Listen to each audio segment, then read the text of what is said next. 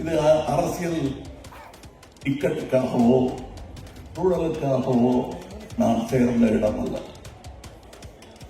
சேர வேண்டிய இடம்தான். எங்கள் கொள்கைகள் எல்லாம் ஒரே மாதிரியானது.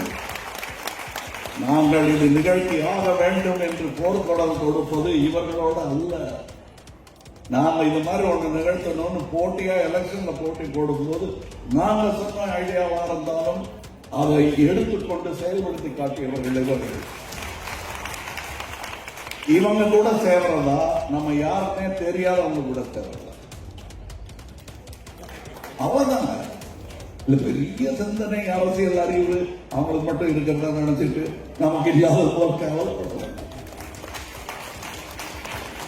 இன்னைக்கு நான் சொல்றேன், இந்த மேடையில் இது நம் துணை முதல்வருக்காக நாம் கொண்டாடும் ஒரு பிறந்த நாள் விழா.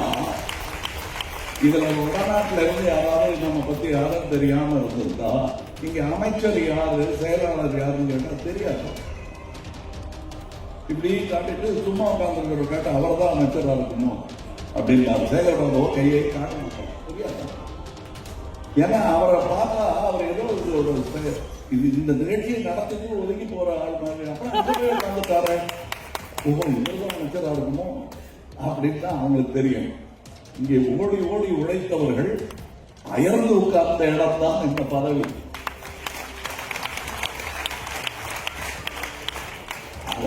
அந்த 13 வருஷம் ஓடி இருக்காங்களே, அது என்ன 13 வருஷம்?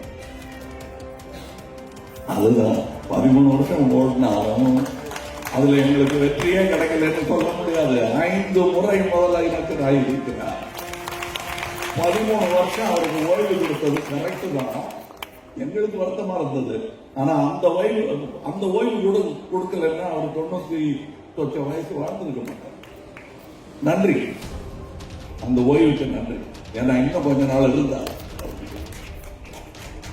அதே போல் அவர் பேரனும் வெகு நாள் நீண்ட நாள் வாழ்ந்து இந்த அமைப்புக்கு நன்மை சேர்க்க வேண்டும். திமுக ஒரு உணர்வு.